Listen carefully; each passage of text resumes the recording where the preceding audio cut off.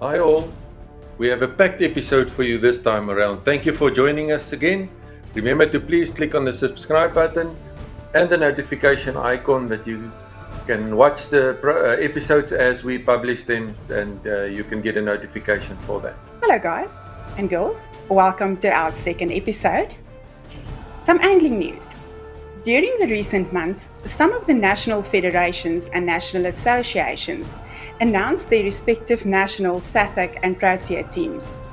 Some of the teams which were announced are in surf casting angling, a Protea men's team, a Protea ladies team, a Protea pairs team and a Protea masters team. In bank angling, a Protea juniors team, a Protea ladies team and a Protea seniors team. A feeder angling Protea team. In shore angling, a Protea juniors team and a Protea masters team. Mariette, we would like to congratulate all these guys and ladies that were selected in the teams, and we would want to wish you best of luck with your participation in the international events, whether it be the Region 5 tournaments or the World Championships that you are going to participate in. Indeed. Mariette, you've told us that you are also involved in the Deep Sea Angling Association.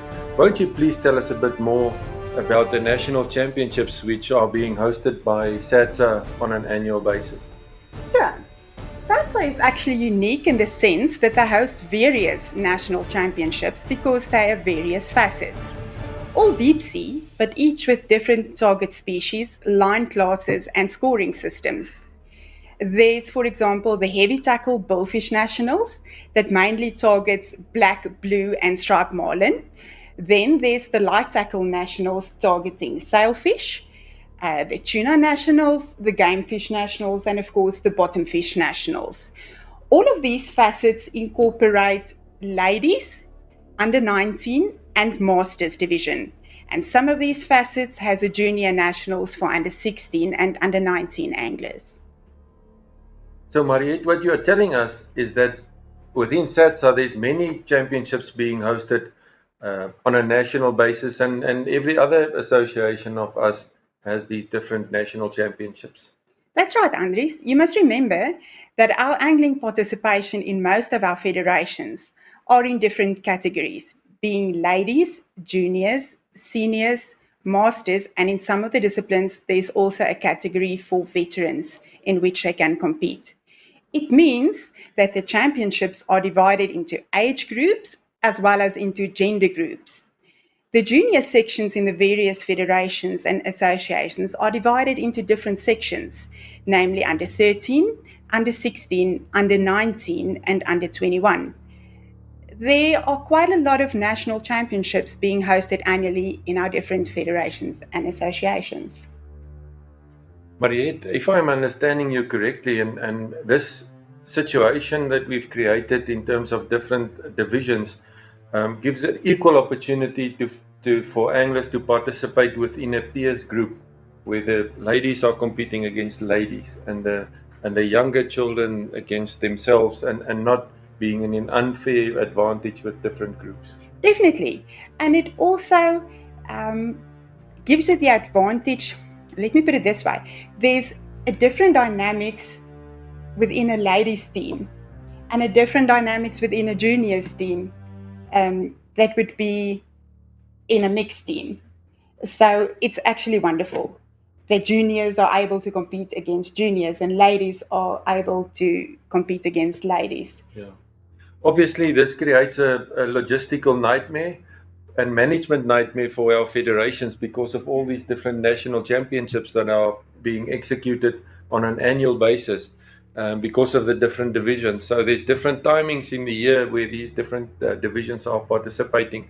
So hats off to our national organizations for hosting all of these events annually. A lot of work goes into making it possible for the guys to participate. Absolutely. After the advert from our partner, we will be discussing the international participation of Protea and SASACC teams.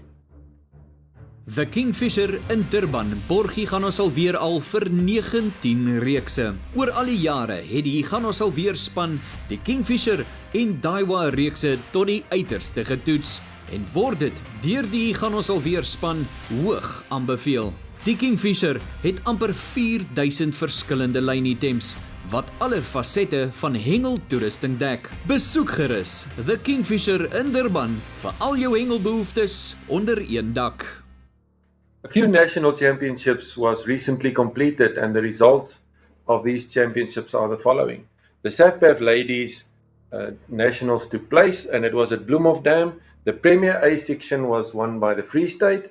The President A section was won by the ladies from Eden, and the B section was won by the team from Free State. In the feeder angling SA Open tournament, which was also held at Bloemhofdam, the team of Denmark did very well, and they competed against the Protea team, but our Protea team won the tournament, so we are very glad and proud of our team with that participation. The Carp Angling SA Open tournament was also recently hosted at the Nile Dam, which is in Limpopo, and our Protea team competed there against Belarus. This tournament was won by the Protea team, and we are very proud of our team winning the tournament. Our interview for this episode is with Cara Cohen. Hi, Cara. Welcome to the program. Hi, Maria. Thank you so much for having me here today. Cara is a Protea surf casting angler, as well as a Protea shore angler. Cara was part of the Protea surf casting angling pairs team who recently were crowned with a gold medal. That was not all. Cara and a fellow angler, Jacques Malherbe, was crowned with a gold medal as the pair ranked first after the championship. Congratulations with these great achievements. Cara, before we talk about Portugal, please explain to us briefly what's the difference between shore angling and surf casting angling. So shore angling is widely known overseas as big game fishing. So that is targeting bigger species of fish.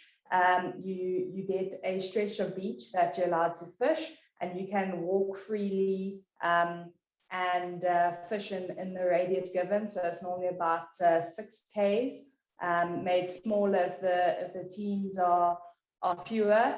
And this is fished against Namibia in a test series against South Africa and Namibia. Then surf casting is recognized internationally, and it's a lot different to shore angling. You use much lighter line, much longer rods. You are given a 20-meter camp, which you must stay in, and it's done through a lotto draw to see where you'll fish each day for the competition. And we compete against various countries around the world. Mariette, let me tell you, this team of Cara, where she participated in the surf casting discipline, recently our teams have done well. In 2019 in the World Games, they did well fishing locally, and also then with the participation in Portugal. Cara, please tell us about your experience in Portugal, and what was the contributing factor for your success of the team while you were there in Portugal? So I think, and a large part of this is due to the local guides we had over in Portugal. And we had 2 local guides, Hilda and Jose, who shared their knowledge way in advance to the competition. So our preparation was key. And having local knowledge really does help, because, as I said earlier, it's so different to what we experience in South Africa in terms of fishing. To just be able to prepare the right way, and also mentally prepare. So you have to have that mental shift of fishing a lot lighter, a lot longer rods, not being able to move around. So preparation is always key in a tournament like this. And then just being there, and for me, I believe that angling is very much a mental game more than a physical game. Just keeping your head in the game, making sure that you're staying focused on what you're doing, making sure that when you're standing there fishing, you're not worrying about anyone around you besides your direct competitors. So I think that's played a key part, and I think everyone coming together as a team, each contributing on every single day, we were able to pull off the gold medal.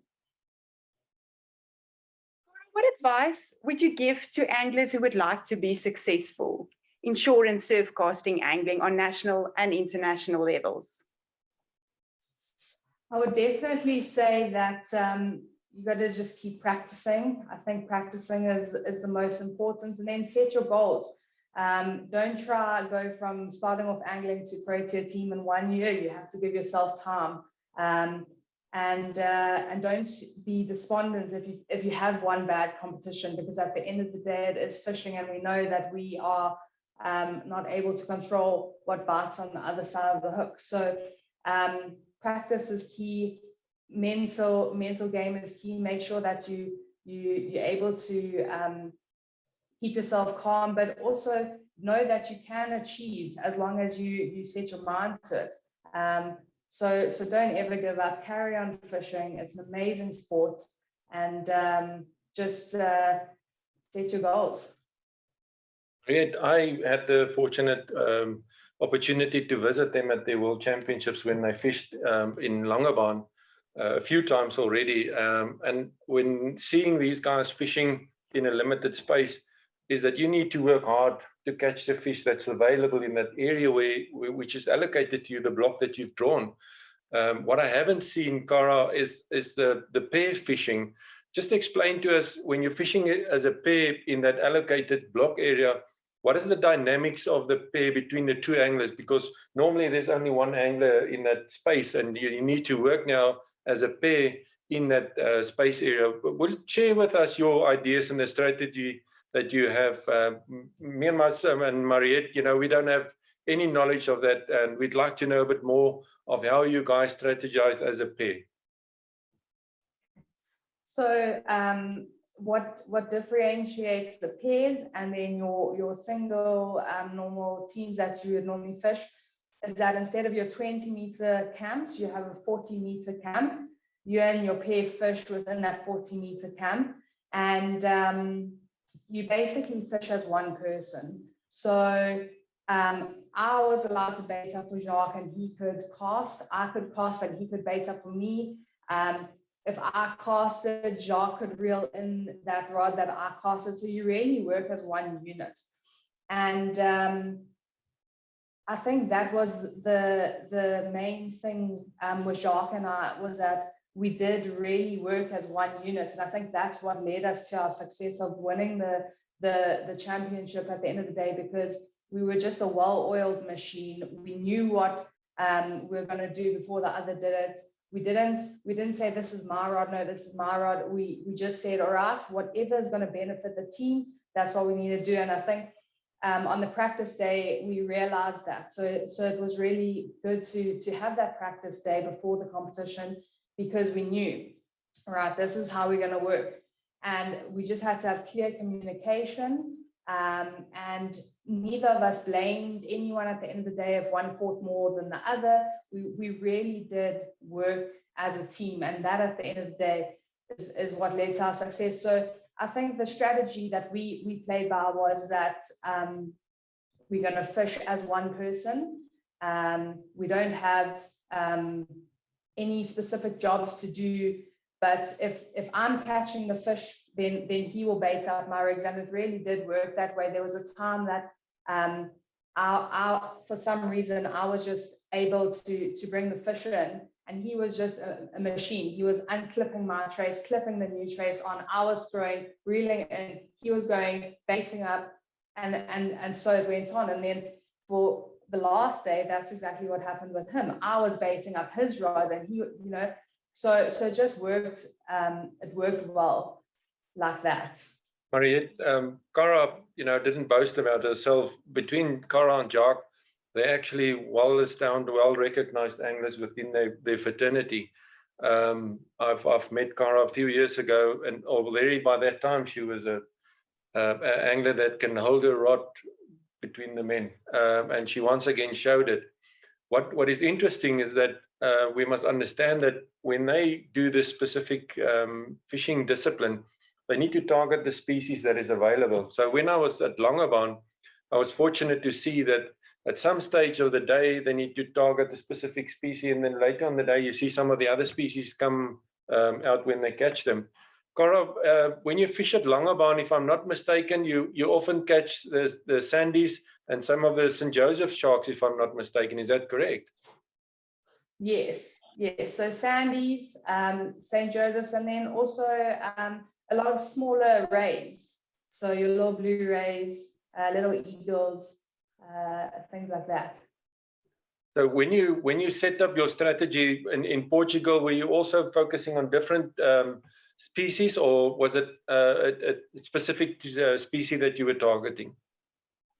Yes, definitely different species, and there was different traces for different fish, different length of casts for different fish. So how it works in Portugal is some fish were much more points than other fish. So your mullet and your mackerel were the top scoring fish, along with your sea bass, and those were all on a bit of a further cast. And then your garfish were closer in. So we had our different 3 meter, 4 meter traces for those different fish, and we had the strategy of, okay, in the morning we're going to try for the mackerel and the mullet, and then if things quieten down, we'll go for the garfish. One of us will go for the garfish, one of us will go for the mackerel, just to work the area. And as soon as we found, okay, the mackerel are coming out, we'd both change, or we both have the same trace on, throw the same distance, just to maximize the chance of catching what was in the water. Cara, tell me, have you been fishing for a long time with Jock? Do you really have to know the angler you paired up with that well to be able to feed off one another in the way you guys did? So for South Africa, we actually have not ever fished with our partners. So we don't compete as a pair when we're getting selected for the Protea team. Wow, that's commendable. That you guys fed off one another in the way you did. That's absolutely amazing. Yes, so I was lucky enough to have known Jacques for quite a while. So Jacques actually guided me when I was fishing in 2012 in Straysbar. So I've known him since 2012, and he's been involved in the ladies division in terms of coaching. So we've always known each other on the beach, but we've never actually fished together. So when we did come to fish together, it was great because we've been friends for so many years. So we had that on our side as well. But like I said, we hadn't fished together. This was the first time fishing together, and we really did just gel. Cara, I know Mariette, maybe surprisingly, she mentioned that they catch a lot of species and variant species. The point system is different than we are used to, and the way that it's being calculated, it's not a process of weighing fish like we do in freshwater angling. Cara, will you be so kind to just explain to us what is the process of how do you obtain the points system and how does it work? Yeah, sure. So with your different camps, you are all within a zone. So there will maybe be 8 or 9 camps in one zone. So you'll have zone A, B, and C, camp 1, 2, 3, 4 to 9, or 8. And then that will be the same in zone B and C. And then at the end of the day, so your fish is measured by the weigh official and recorded. That then goes into a point system, and then based on the length of the fish, they will allocate the points. And then if you ranked first in your zone, then you will be either first, second, or third, because every camp that is place number 1 for the day in their zone will then see who has the most points across all the zones. So if first place in zone A had 10 points, and then in zone B had 20, and then in zone C had 15, zone B would camp 1 would win. So does that make sense? Yeah. Conservation, Mariette, is always an imperative part of our sport, looking after the fish. And I know that competitively, a lot of the disciplines are spending time on making sure that we look after the fish. And I know within the disciplines, there's different rules that applies with them. Cara, in your discipline, I know that there's specific rules that apply, but I'm not too well informed about it. How do you deal with the fish? So when you land the fish, what is the process that you go through to handle the fish until it can be looked after?